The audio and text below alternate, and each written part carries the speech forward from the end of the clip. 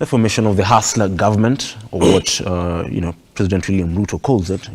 Most of the time refers to the government as the hustler government, the government of the people. We are with the UDA lobby group national chairperson, that is Mr. Douglas Shiyuka, the man behind the hustler narrative, and he's just talking to us about the coming up of the idea in itself, the Jipange and hustler movement. And Mr. Douglas, right before the break, we were talking about matters economy. And I don't want us to talk about the bipartisan talks, because as the national chairperson of the UDA lobby group, you represent a lot of people across the country in the party. Yes. Mr. Odinga and Dr. William Ruto, His Excellency the President, decided they will engage in talks, or bipartisan talks. Yes. First of all, the President has been specific, saying it will only be done through Parliament. Mr. Odinga and his troops wanted an extra Parliament affair. And the President has insisted there will be no talks outside Parliament. Now, first of all, Raila Odinga accuses the Kenya Kwanza side of not being genuine. That is why they came back to the streets last week on Tuesday.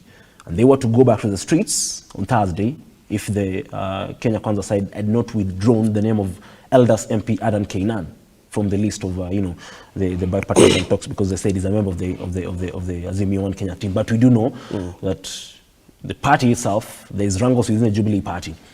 We'll talk about that later on. In your own view, and being the representative of all the lobby groups in the country within the United Democratic Alliance, do you believe Raila Odinga is true in his quest about economic revolution, about the tough economic times on the common man, or is it about positions like, Kenya Kwanza allied leaders are talking about? And Raila Odinga has, of course, refuted those claims. Where do you sit on this as the lobby groups within the country?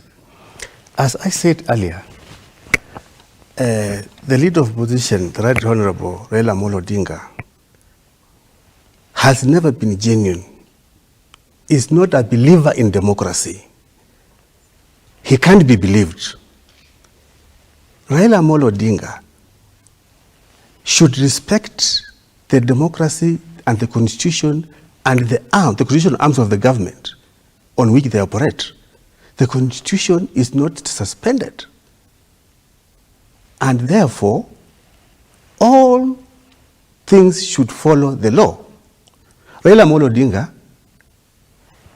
thinks about democracy, but history has shown that he's not a believer in democracy.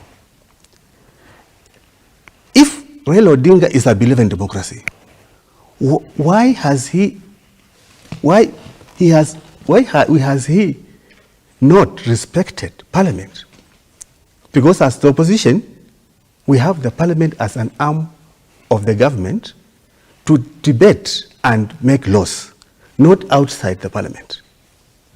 So we as lobby groups, we support the President that the bipartisan talks should take shape in Parliament where laws are debated and made.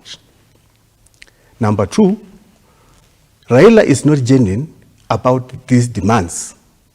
Raila Amolo Odinga wants to come to government through the back door.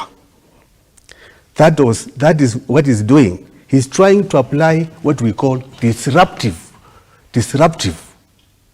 strategy, whereby you come and disrupt and then pretend you are now coming to make peace.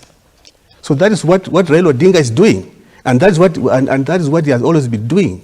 He wants to make sure that there is no peace, there is disruption, and then he comes and says, let's sit down and discuss. What is the cause of that disruption?